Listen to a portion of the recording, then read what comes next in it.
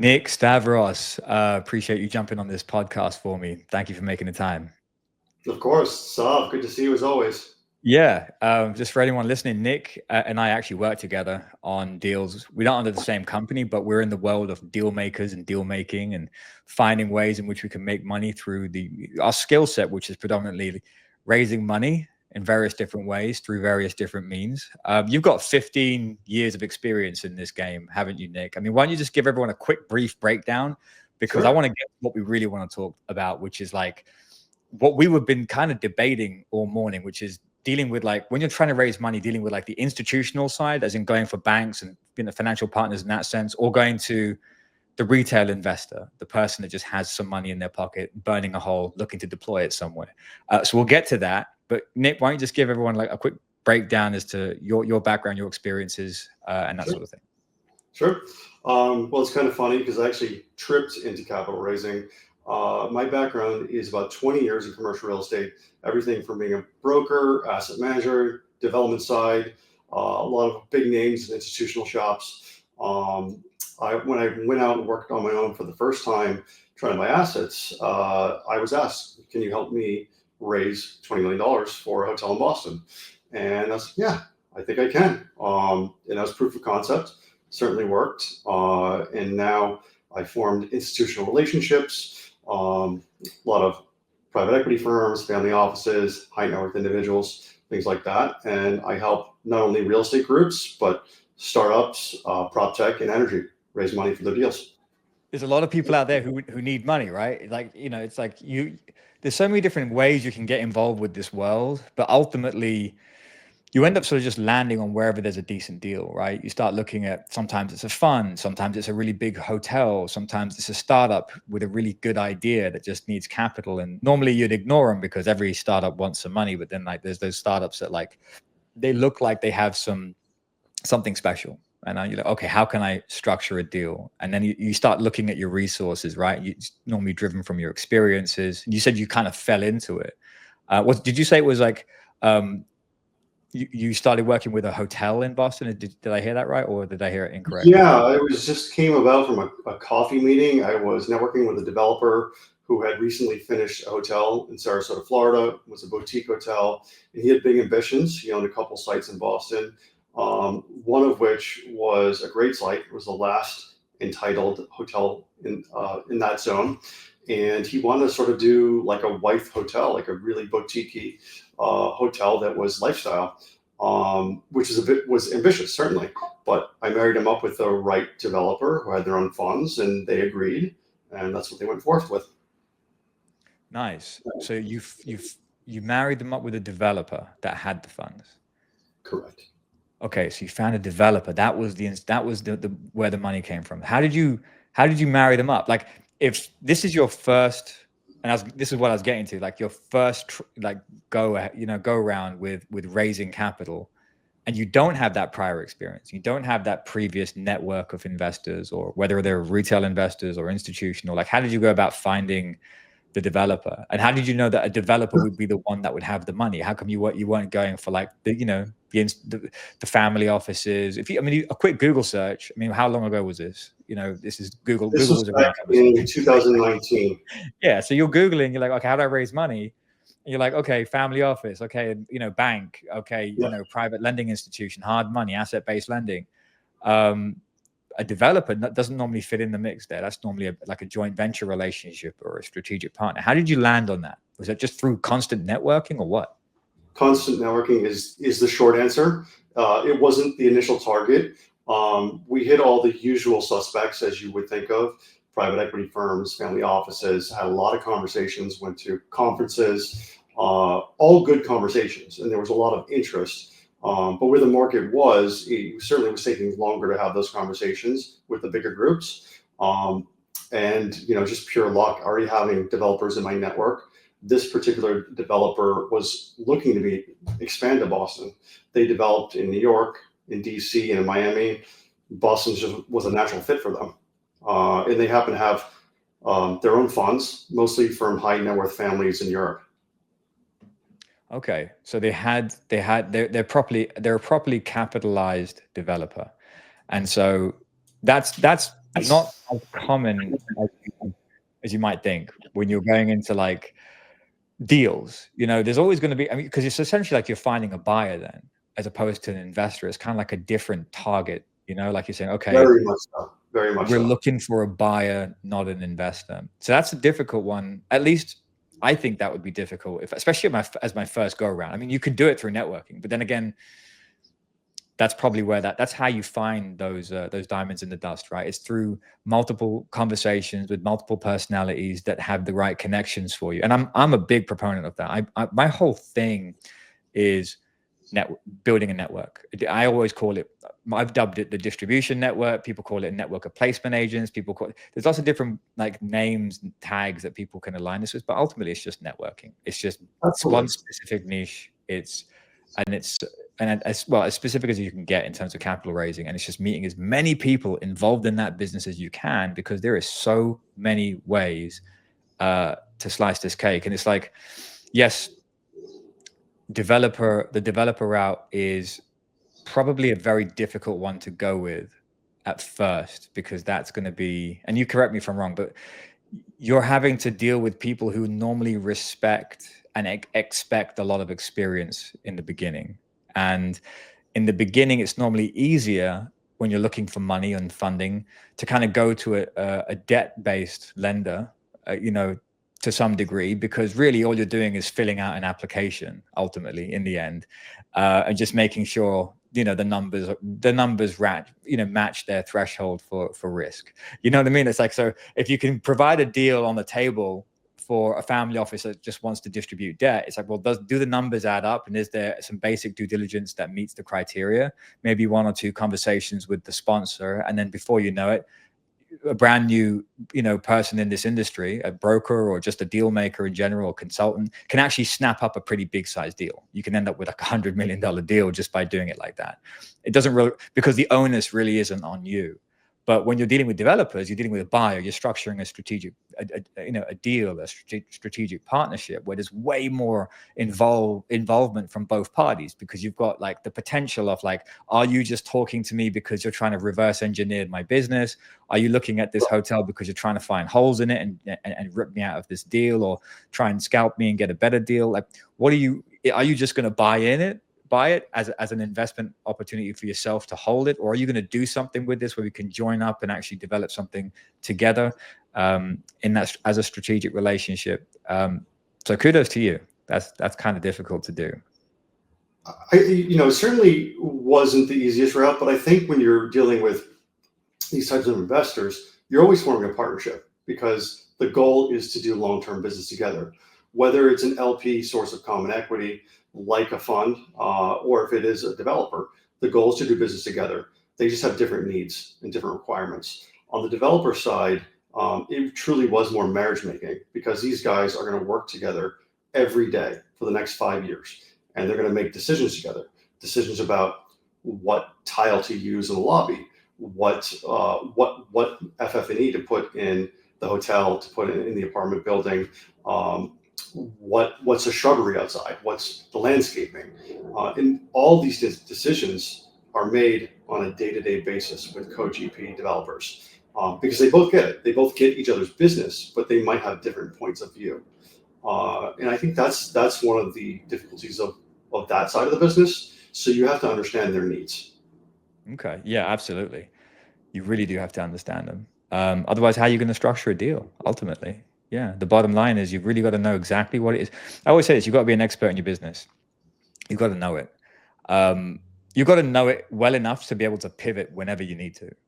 It's like, because not every deal is going to be right for the right people. You don't want to get butthurt that someone hasn't decided to invest with you, because they just have their investors or their fund or their money in general has a different appetite for risk, and you've got to deploy it where it's intended to go. And sometimes it's not going to be on the deal that you're working with at any given point. So you don't burn bridges in this game. You've got to make sure that you're doing your farming, you're nurturing everyone correctly. Like you look after your network.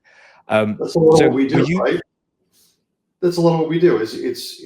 When you say mentioning pivoting, it's understanding both needs. We're in the market. You guys like you and me, we're in the market every day.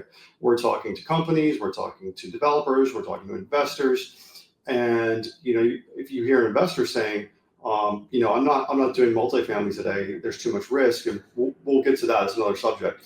But I like industrial. Well, then you go out and see who's in your network for industrial, and you look for industrial deals. Exactly. And you start, and then you got to hunt around for the deal that makes sense, where you know that you're going to get paid on it. It's going to be meaningful enough for you. You're trying to stack these deals up, and as a deal maker, it's like having all these deals kind of like spinning plates, right? You kind of especially if you've got more than one going at the same time and all these different personalities that you've got to do. I mean, have you ever had that issue where you sent the wrong spreadsheet to the wrong person? It's like the sources and uses from one project are completely different. I mean, I haven't done that often, but it has happened. I've never sent the wrong spreadsheet for the wrong deal, the wrong person, but I've sent the wrong version, because often the versions change every day or every week. These deals are moving. They're big deals, and there's a lot of components.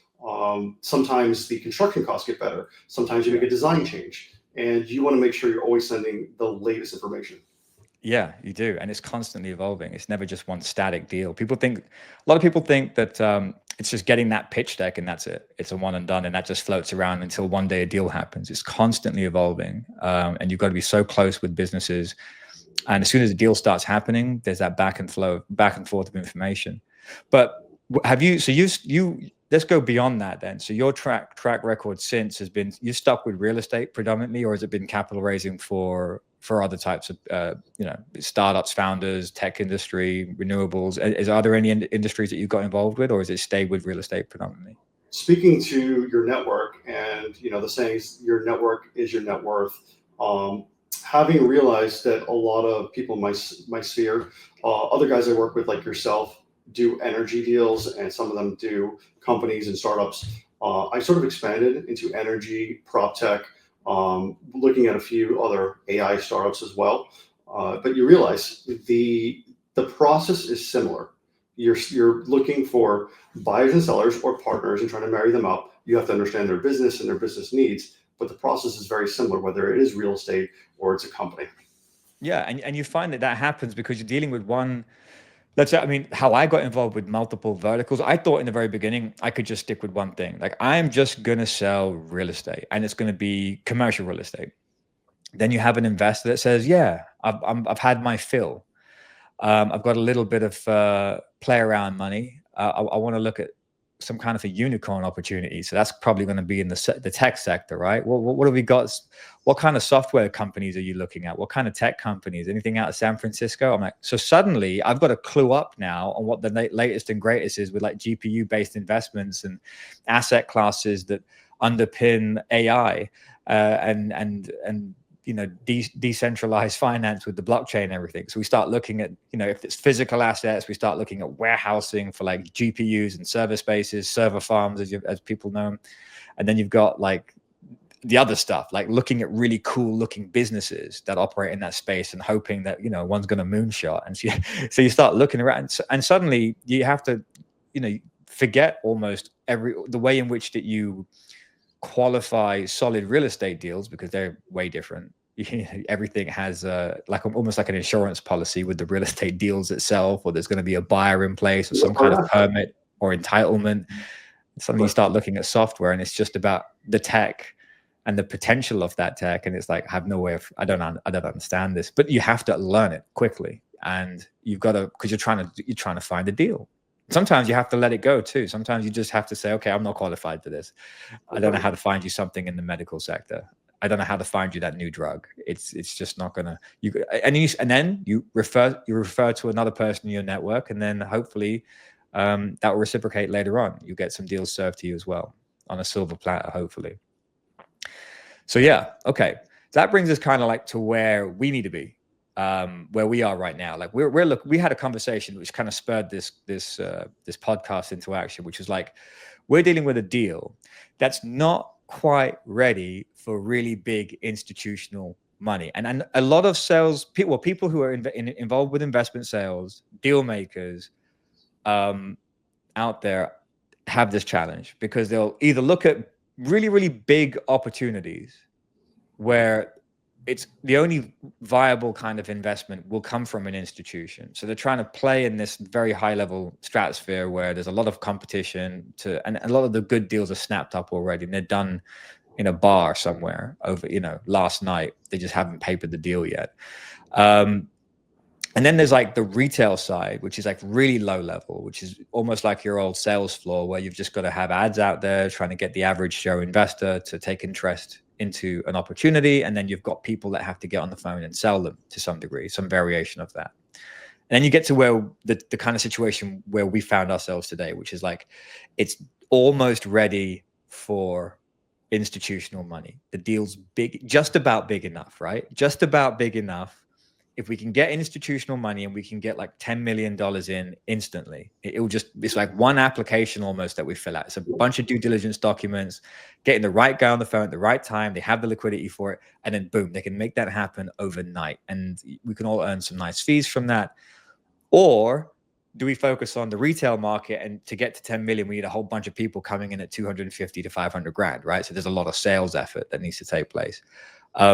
And so you had an opportunity that you were presenting to me, and I was like, no, dude, like it's too big. It's institutional. They're not going to look at this. And they said, well, no, they might have an appetite for it if we structure it correctly. And then I'm pushing the whole, just stick to retail, because at least we can predict how much money we'll get in at the end of the month. It's like a standard sales process. And you and I were going back and forth on this.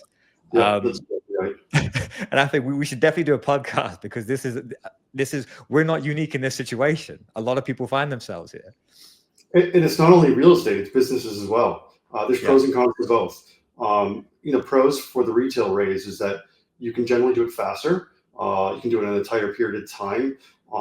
The retail partners, your retail investors, typically are not asking you questions on a day-to-day basis. Of course, they want updates. They want to know what's going on in the business. But sometimes these larger investors, they'll give you a call up in the middle of the day and say, hey, what's going on with the project? Why is this line item over budget? But again, that allows businesses to scale if you have that kind of partner that can write those kind of checks. Yeah. I mean, but you have to do so. What did I tell you earlier? I said, dude, they're going to have you going around in circles for 2 weeks. You're going to be providing them information every single day. And then at the end of it, they're going to structure the deal in the way we can't do it. Right. So it's really, but the money is instant, because if they do say yes, it's there.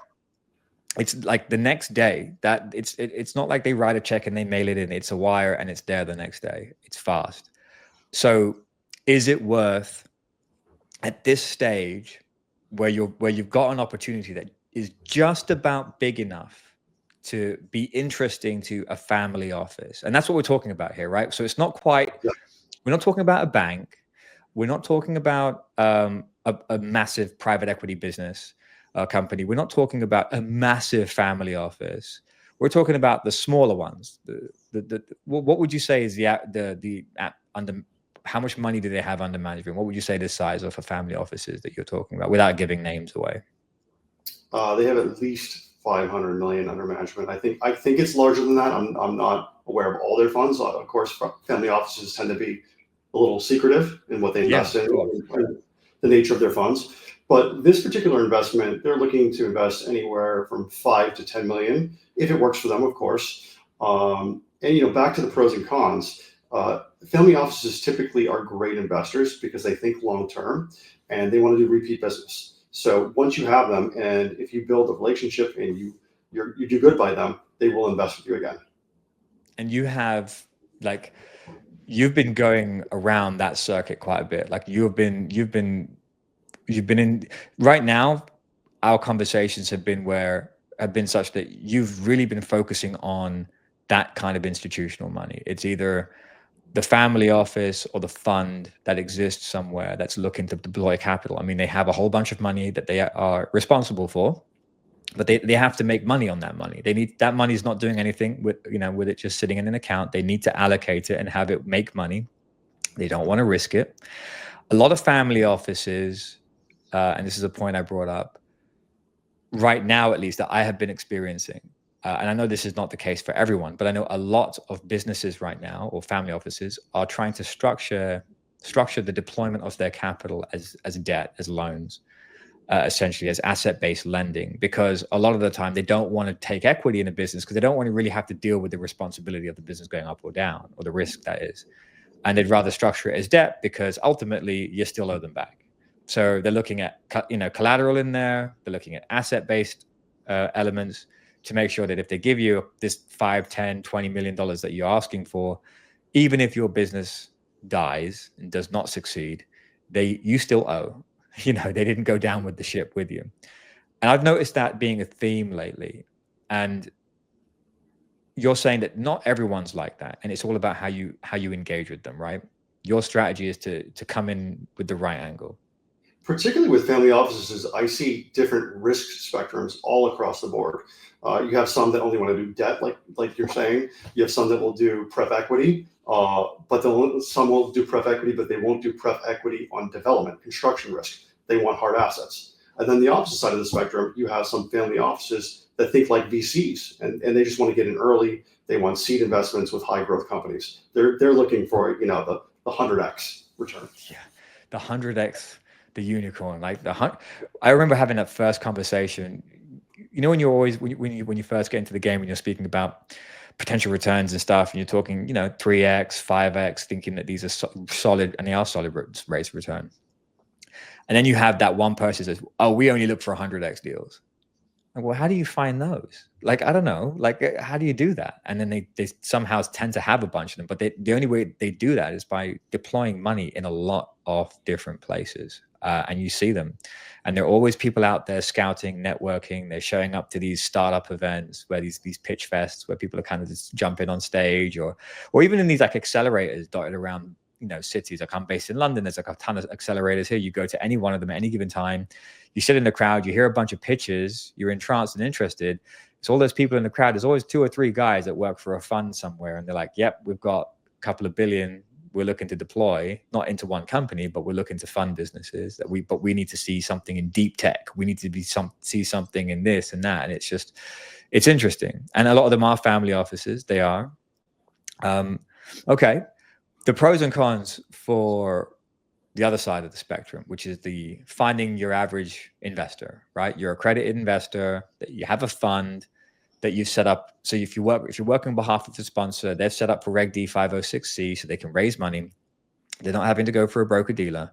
So they're looking for people that have deep pockets, people that have money. They're accredited investors. So, for most of us that are familiar with the game know what that is, but for those that don't know it, it's accredited investor is someone that earns $200,000 per year for the last 2 years consecutively, or $300,000 per year for the last 2 years with a spouse, or $1 million in net worth outside of their primary residence. So they're people that, as far as the SEC is concerned, can bear the risk of getting involved with an investment. So the idea is to find people with that minimum qualification as an investor that has enough money, with as few of them as possible, to finance your deal. Otherwise, you have a very, very complex investor problem, because you've just got so many personalities and people involved in your deal, and that can be a headache. So there's that I would say is a negative. It's like, we're trying to raise money, but you're only getting people coming in at 150 to 200,000 a pop, but you're trying to raise 50 million. Yeah. You're going to have a lot of family members that you got to deal with, right? Because they become part of the family when they invest money with you, right? They're that's it. If they have a question, you need to answer them. You need a full-time investor relations person just to answer their questions. A few full-time investor relations. You need the backup just in case one of them loses face. If they say the wrong thing. I've seen that one happen a few times. They basically piss off some of the investors, and the investors don't want to speak with them anymore, and they want the CEO's time, and CEO doesn't have time for them. So you need someone to step in. You're running the business. Yeah, exactly. To make the investment vehicle work, do its thing. That's a negative. But a positive is you can access them. It's as easy as sending out an ad that is designed to, generate some level of interest and excitement about an opportunity, about the new cool thing, and the kind of returns that someone could get. So you could get a lot of interest. So you kind of validates your deal quicker, because people deploy money faster. You get impulse purchases. Someone has $700,000 that they're sitting on. They'll throw 200 grand into your thing if they like it enough. So that's the benefit to it. You know, you got that, you can get speed of action, the ability to get equity in your business fast. And that kind of like a dopamine hit. It's like a success. It's like a little buzz. It's like, yeah, we got a deal done. Some money landed. We can take some steps, some milestones can be reached, especially if it's a smaller business. You know, if it's a smaller company where to reach certain milestones doesn't actually cost that much. So they can do the next thing with a couple of $100 grand that's just been deployed. That's good. That's a good thing. But there is that point. There's that point, right, where you kind of get to the point where it's like the deal becomes big enough, right there, where that equilibrium almost, where it now you can get the interest of a family office. That's right. And then how many of these investors are you going to keep adding to your stockpile? Some of them will reinvest, but not all of them will reinvest, which means that, you know, on your first deal, maybe it's 20 investors. Your second deal, maybe another 20. And over time, that just becomes too much if you don't have a full-time IR team. So that's the difficulty. I think some of the software today, like Juniper Square, has certainly made that easier than it was 10, 20 years ago. What was that software? Juniper Square. Juniper Square. I haven't seen it. I don't think I've used it. There's a bunch of other ones out there. Essentially, they provide a back end of your deal to the investor, to the retail investor. All reports are there. You can fund there. Capital calls are there. Oh, right. I got it. Like a portal, like it's like an investor portal. Exactly. So that's certainly made it easier in the world of real estate funds, whatnot. But again, when you get to a certain level, it probably makes sense to take on some institutional money, just because you're not going to be dealing with that end of the business, and it allows you to scale faster. Once you get their trust, you can scale them. It's super hard to get in the door for a lot of these groups. It can take 6 months of conversations just to warm them up and gain trust. But once you give them a great return, they're likely to invest with you again. And then you can pull the trigger much quicker. You can say, I have this deal. Do you like it? Yes or no? Yes. Okay. Proceed. You're not stuck in the mud trying to raise money for the next 3 months. Yeah. You have like one person that starts to get familiar with the requirements that they need at any given time. So it's like, it could even almost, sometimes I've seen it. I have heard people say, it's as simple as a text message. A text message, hey, we've got another deal, we're picking it up. Yeah. Sure, same terms as last time? Yes. Okay, send the deets over, and then it could be done as fast as that, and it's almost a done deal, because the compliance guys on your side, the sponsor side, know what they're doing in terms of what due diligence materials the other side needs, the fund needs, and the fund already has a built level of trust with you, so they already start getting the machine rolling on their side to get things happening. And as you rightly said, you know, right now we could be looking at, say, a $5 or $10 million deal, deployment of capital. But that's just dipping their toe in the water. You said, using your example of the family office example, where they have, like, say, 500 million, if they're willing to jump in at 5 million or 10 million, that's them just testing the water with you, because they have the capacity to take you to the moon. Yeah, absolutely. That's generally a small check in their world. That's where these investments start, at least in the real estate world. I think for companies, they might go a little smaller, maybe $1 million checks. But yeah, they're just dipping their toe in the water. But they've got to spread their risk, don't they? They've got to spread their risk. If it's like venture, that's what venture capital is scary. That's scary business, because you are really taking a punt. It's a gamble. Like, I mean, it's not a gamble. It's way less. It's not a gamble. I shouldn't say that. There's a lot of things that you can do to mitigate risk, reduce your risk, that fund managers have, like, predefined documentation on that. You have to fit within these parameters as a company. So they have ways in which they can reduce risk, but it's still, you've got market forces. Like real estate, it is such a slow moving market. It's like trying to turn a U-boat in a stream. It's like, okay, we can see a problem happening. It's 6 months away. You know, we've got to scramble and do stuff, but I can still go home and watch a movie tonight before I go to sleep, because the problem is still 6 months away. It's stressful because there's a lot of money at stake. And even though we know the problem is so far away, it's slow for us to make moves. But as long as we kind of play this chess game properly, we can survive this storm. Whereas a business, a going concern, if we're looking at VCs and we're considering tech companies, if we're using that as an example to paint a picture, yeah, those companies, I mean, it could happen instantly. They could do the wrong thing and they could be completely wiped out, regardless of how strong their balance sheet looked initially. You know what I mean? And VCs have to look at hundreds of companies just to have one success.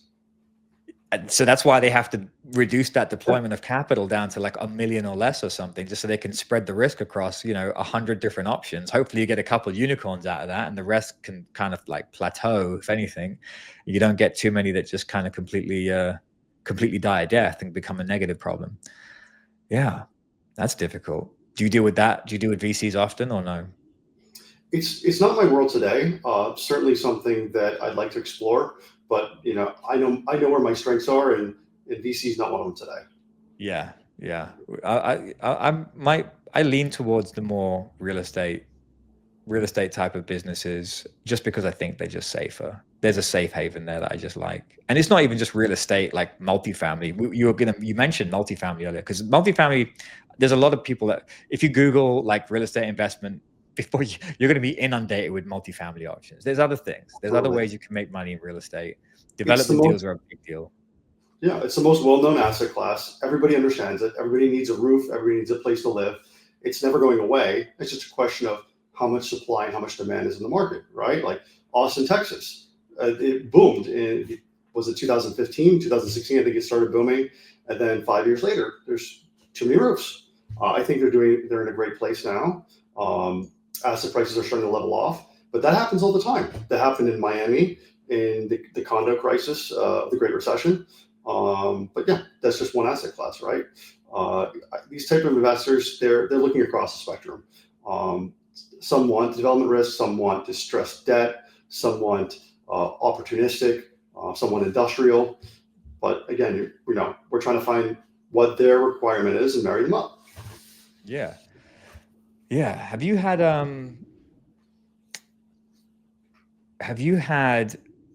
if you were to paint the picture of like the perfect, there's no such thing as a perfect, but like, what would you say if there was like a developer listening in on this conversation right now? What would be the perfect kind of setup, or a good setup for an institutional investor? Like looking at the people that you're working with right now, this is kind of like a layup here. Like the people that you've got in your network, what would be the kind of deal that you would look at being able to structure? That's a really good question. Today, where we are in March 2025, we're in a bit of a weird spot, right? Because inflation has sort of leveled off, we think. Treasuries are coming down, but then again, we have so much global risk in the world. Funds are raising, by the way. I've talked to private equity firms who are raising, they're gearing up. But back to the question of what would be a great deal. I think existing assets that you're doing a renovation on, whether it is multifamily, not taking the risk of building from ground up, industrial. Everyone seems to still love industrial today. But again, I would buy existing mid-bay assets, fix them up, re-tenant them, and just take a little less risk. And again, why? If you're an investor today and you're looking at returns for multifamily developments tend to be high teens IRRs, anywhere from 1.6 to 2x multiple. They're getting those same returns on existing assets because asset prices are reduced, and everyone's sort of expecting them to still be reduced for the next few years. How about when people get involved with those? I mean, they're dealing with broker fees as well initially. I mean, well, there's differences, right? So how do people get involved with them, right? So we're talking institutional money is not really looking for things like 1031 exchanges, where there's a recent conversation I had was like people looking at that class, but then being turned off from it because of the initial broker fee that's involved, and the fact that there's like ways in which the real estate owners or real estate developers, people that own the multifamily opportunities, the way that they make money by, they'll sell their opportunity to the DST at a almost like an inflated price at a higher than value, like 20-30% above. And then they're effectively getting investors to 1031 exchange into it. They're losing 10% on their money instantly via the broker, and then or something to that effect. And then again, they're hit on that 30%. So it's like they're getting really like in truth, they're getting more like a 6% return. It's going to take them 10 years to really come out of that deal. That's why like a lot of people get stuck in multifamily. Like how do you really, really careful with underwriting? And that's what people don't realize. You know, we see a lot of people underwriting with negative leverage today. What that means exactly is they're underwriting less than their debt cost. So if their debt is costing them a 7, they're underwriting to a 5 return. And their thought is that yields are going to come down, and that they can refinance at a better rate, and they'll be okay in 5 years. But I don't think we know that right now. I don't think we know that we're going to be in a better place in 5 years in terms of rates. So yeah. Do you think, speaking about 5 years, do you think now is the time where a lot of people are looking for that safe, stable real estate investment, or are they going to, or is there going to be more of an incentive? And this is just a prediction, but like if we're just playing and we're like, okay, you've got the political landscape in the US right now. We're talking about the US. With Trump in, and there's prior to him being in office, I noticed the sentiment was like safe stores of value. Like people were talking about need to park my money somewhere where it's like I know the value, it's going to at least stay the same in terms of its value because of like turmoil, expected turmoil in the market. I mean, people were selling gold for the last 4 years like crazy. I mean, but now I've noticed that people are looking for more off the going concern. And what I mean by that is like the operational opportunity, the not necessarily the fix and flip, but I mean, in the simplest terms, it could be, but development deals, certainly. I've noticed an appetite for that. Have you noticed anything similar? Do you have your own opinion on it? Certainly have. And again, it's the cost of money. Yeah. If money's expensive, doing any sort of project, whether it is building a new building on a ground, or you're creating an energy plant, or anything that involves building, it costs more money when money's more expensive.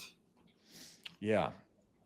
If money's more expensive, safe and secure, if it's getting cheaper, start deploying capital as much as possible. All right, cool. Well, certainly. I mean, to your point, they have allocated funds that they have to place. Yes, part of that is they have to place it. But even though we can't predict the future, we cannot predict the next 5 years. We're in a phase where at least rates have come down, and people, a lot of the smart money believes that this is going to be a good investing environment over the next 2 years.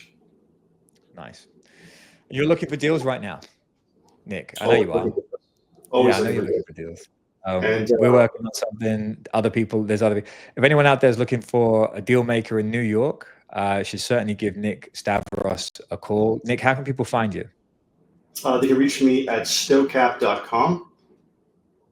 Stocap.com. I'll probably stick it on the bottom of the screen here, make sure people get it and put it in the show notes.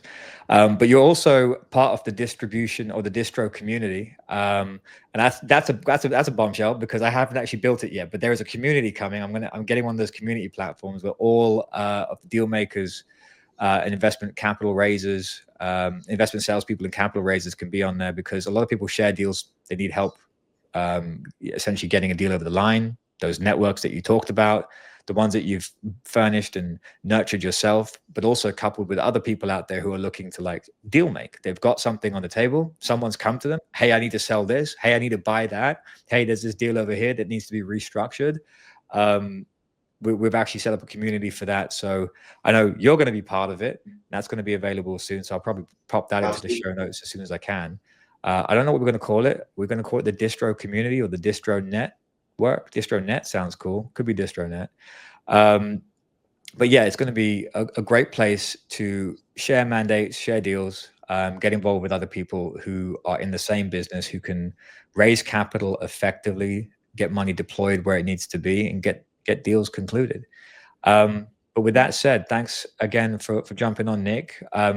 Look, we're going to keep on doing this, bro. Like there's other, we've talked kind of like surface level on some of the things today, but I feel like what would be really beneficial is we just jump on one of these days with an actual kind of case study deal that we're looking and break it down.